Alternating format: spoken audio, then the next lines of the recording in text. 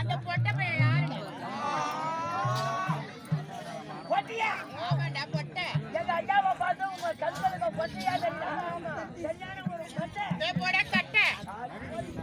போட கட்டை. சரி விடு. அவர் யாரு? நான் யார் தெரியுமா? ஐயா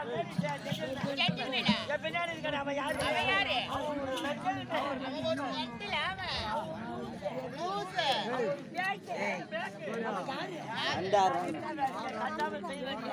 வேலைக்கார நாய். வேலைக்கார நாய் அது. பல்கடிக்கப்பட்ட சிகரெட்